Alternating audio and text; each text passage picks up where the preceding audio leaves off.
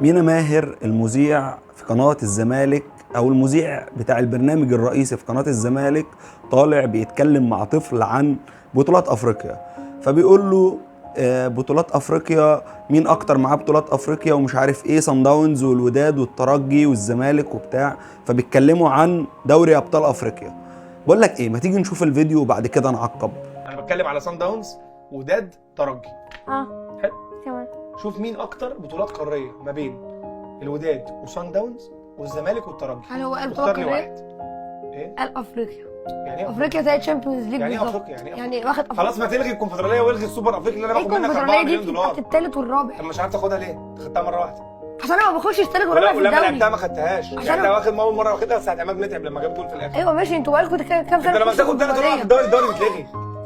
انت لما بتاخد ثلاث ورقة في الدوري الدنيا بتقوم ما بتقعدش. ماشي. يعني دي حاجة ثانية. طيب ما تقوليش ثلاث ورقة. بقالك كام؟ انت لما فنشت ثالث ما الدوري بتخشش اتلغى. افريقيا ليه؟ بقالكوا قد ايه ما بتخشش بقالنا افريقيا؟ 3 سنين. مش افريقيا. ايوه 3 سنين 4 سنين. افريقيا. أيوة، بقالك قد ايه في مالناش الكونفدرالية؟ كل شويه في الدوري تطلع تالت رابع. ماشي ايه المشكلة؟ عشان بيراميدز جه خد مكانك. ما ماشي ايه خدش المشكلة؟ مكاني. خلاص مش خد مكان. يعني قسما بالله منتهى العبث لما يكون طفل في 5 ابتدائي ماسك مذيع في قناة الزمالك الرسمية ومنفض وشه، والمذيع مش عارف يتكلم وبيناقض نفسه في نفس الجملة، بيقول له انت ما بتلعبش كونفدرالية، مش عارف تاخدها. قال له ما هي الكونفدرالية دي بتاعت تالت ورابع، حضرتك انا ما باخدش تالت ورابع. قال له ايوه انا يعني ده برضو ما بتاخدهاش ليه؟ يعني اللي هو ايه ما باخدهاش ليه؟ انا انا ما بلعبش كونفدرالية، خدها ازاي؟ انا يا اول يا تاني في الدوري و95% انا اول دوري، هلعب كونفدراليه ازاي اللي هي بيروح على الثالث والرابع؟ انا رحتها، ما بيقول له انت ما خدتهاش، انت لعبتها ومش عارف تاخدها، وما خدتهاش الا لما في بجون عماد متعب. يعني انا دلوقتي خدتها ولا ما خدتهاش؟ ولعبت ولا ما لعبتش؟ ولا انا مش فاهم حاجه يا جدعان. هم بيوزعوا ايه في قنوات الزمالك يا جدعان؟ الموضوع بقى خطر، والله الموضوع بقى خطر. شويه عبد منصف وشويه حسين لبيب وشويه مينا ماهر، في يا جدعان ماذا تدخنون في 100 عقبة؟ الموضوع بيزيد عن حده. يعني رجاء راجعوا الحاجة دي قبل ما تتعرض، يعني راجعوها الأول. الناس اللي زي كده ما ينفعش تقعد تعمل برنامج لايف، لا يبقى مسجل الأول، تشوفوا الحلقة وتشوفوا الكلام ده يعقل ولا ما يعقلش. الموضوع تخطى كل حاجه. بيقول له بيراميدز خد مكانك، بيقول له ايه المشكله؟ يعني ايه المشكله؟ انت بارد يالا، ما عندكش مشكله ان الزمالك ياخد مكانك؟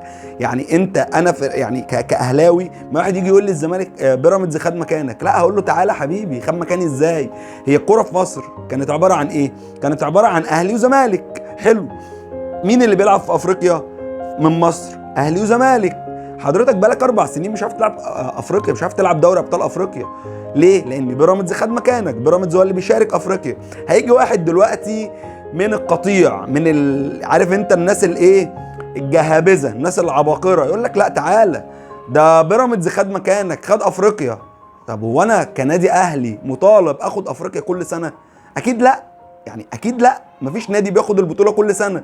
انا واخد اخر 5 سنين 4 بطولات، فطبيعي ان انا لازم اريح سنه.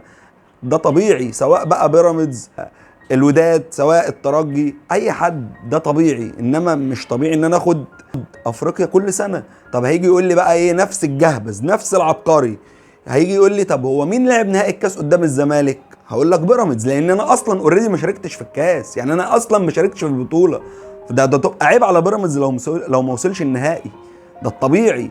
فبالله عليكم يعني خافوا على فرقتكم، خافوا وفكروا في الكلام. انا دلوقتي مش مطالب ان انا اخد كل حاجه، انا بكسب 70 80 90% من البطولات. مفيش فرقه او مفيش نادي بياخد 100% من البطولات، فلازم الزملكاويه يعرفوا ده ويفهموا ده.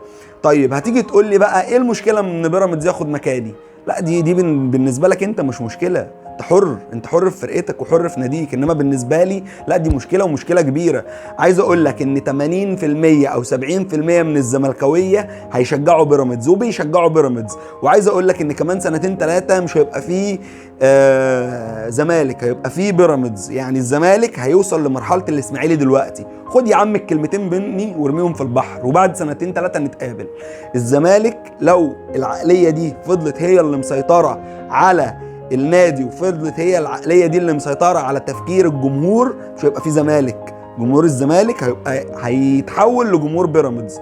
وخد الكلمتين وارميهم البحر.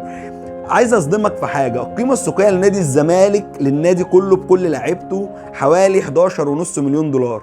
انت عارف القيمه السوقيه لوسام ابو علي بس، او الاهلي عايز في وسام ابو علي بس كام؟